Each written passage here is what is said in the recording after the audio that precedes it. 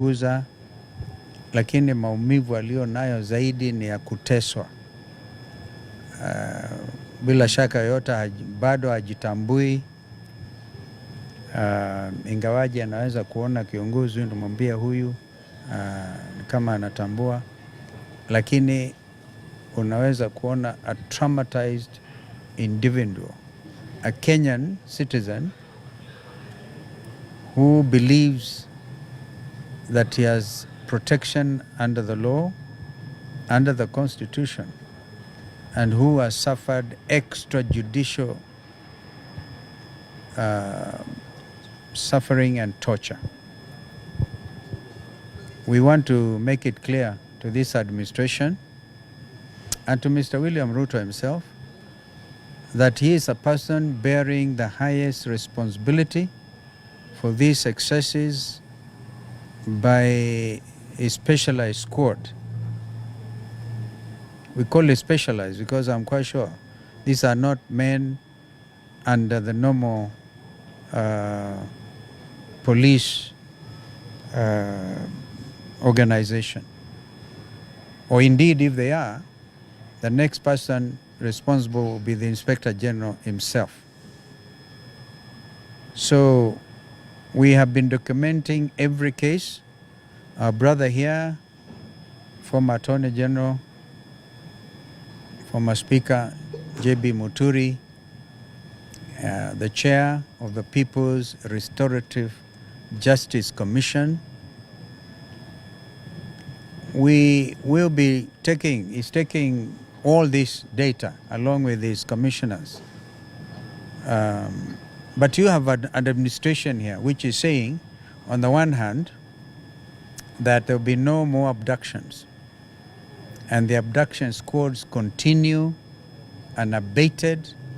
They are more threatening. But we must make it clear to Mr. Ruto that these crimes will not go unpunished. The crime of torture under the Rome Statute is actually a crime against humanity. You can see Davis Luchuma, Davis Luchuma. You can see a person clearly tortured. We met earlier at our place, other friends who were with us, some journalists, when we gave the press briefing outside the Serena Hotel before we started the march to Parliament buildings, that these people pounced on innocent Kenyans and put them in the infamous Subarus. Now they have also added some Pajeros, because the plan was mtu anachukuliwa anawekwa ndani ya Pajero, na kama pengine ameuawa, walikuwa wamejiandaa kabisa, wakiua watu anaweka kwa hiyo mapajero na kwenda kuweka we are sure, we have information, walikuwa na mipangilio Ololua Forest na kwingine, wawekwe huko, watokomee huko, wasaulike. Wakenya hawezi kusahau mambo haya, na sisi tunatoa hakikisho kwamba kijana huyo na wenzake hawezi tu kuachiliwa. Bwana Ruto anaamini watu wakilipwa ridhaa milioni 3, ati hiyo sasa ni pesa ambayo inatosha maumivu ya hata kiakili. Kwa hivyo ni jambo la kuhuzunisha sana, na mambo haya lazima yaendelee. Sisi tumetoa hakikisho kwamba pale watoto waliuawa outside Parliament. In fact, we have even done some scouting outside the Kenyatta Mausoleum.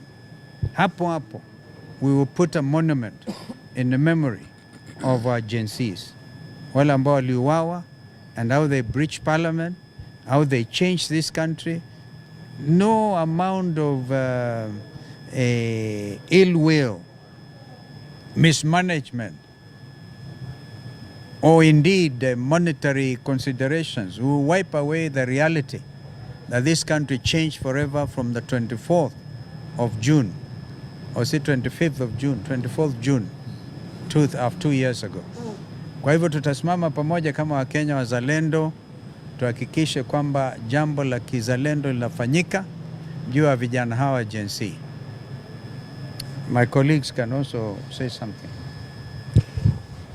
Well, I just want to reiterate what His Excellency Dr. Stephen Kalonzo Musyoka said, that torture is a crime within the Rome Statute. And we are documenting every bit of it. And it does not matter how long it takes. Those responsible, or those who bear the greatest responsibility, including command responsibility, will have to be held accountable for those crimes. We all know too well that it's just the other day when William Ruto, in the presence of visiting head of state, the president of Finland, he stood unashamedly at State House when asked by a lady journalist what happened to those that had been abducted or killed. And he said that they had been returned to their parents. Maybe William Ruto might have said it in jest, but we took note. Because if he knew that they were taken back to their parents, then he knows who had abducted them. So when we are talking about people being held accountable, William Ruto should know that every statement that he makes, all these steps that he takes, including the steps he takes to say that Kenyans were thanking Kenyans that they never turned up for the demonstrations. He said that just yesterday. Yet, callously enough, doesn't have the temerity to even acknowledge that Kenyans were abducted in full view of cameras, full view of the entire public, put in police vehicles, taken to known police stations, and subsequently removed and put into these unmarked Subaru vehicles. We are documenting all that. And William Ruto, it is very shameful that as head of state, you can indeed spend so many hours purporting to be opening bridges, and you cannot even have the courtesy to even send a message of sympathy or empathy to those that have been affected by the conduct of your security forces. We will hold you accountable. Thank you. Thank you very much. I think just to reiterate what my colleagues have said, Kenya and particularly Nairobi has had a very dubious record of being the epicenter of abductions, not just nationally, but regionally. It is here that Kizza Besigye was abducted. We had a Tanzanian national abducted, and a clear statement from this government to other nations that abductions will be a thing of the past. They have resorted to what they do best, using their Subarus, using men in masks, abducting and torturing fellow Kenyans so as to intimidate them, not to enjoy their civil liberties, freedom of expression, and the right to protest and to picket. These are all constitutional rights that are not granted by the generosity of this state, but are guaranteed by the Constitution. We have, with my colleagues, spoken to some of the victims today. This morning we met about 5 of them who are with us during the march, who were actually abducted by Subarus and picked from our procession, and who have told us what they went through. And they were taken around in these Subarus. They were taken to the police headquarters. And what they went through is really an intimidation for them never again to participate in demonstrations. So we want to tell this government, you are not going to limit those rights that are guaranteed by the Constitution, but also the police officers who are being used in these abductions. We are saying it's not enough for the victims to be compensated. We are saying each officer must be held to account. If you are used to torture, if you are used to kill, to misuse firearms, to take life. As the alternative government, we want to assure the families affected and all victims of abductions, enforced disappearances, and extrajudicial killings, that we continue to stand with them and to act to ensure that justice is done to them. Asanteni sana. Thank you. Have we not seen in the Standard Frontline, right? The photo of the officers who actually arrested, or is it abducted Davis Lichuma. They're there. So we also want to tell IPOA, what other evidence do you need? Kenyans want to see that person, those officers have been arrested publicly and taken before courts of justice. Let's see whether they can act for once. Yes. I have a question.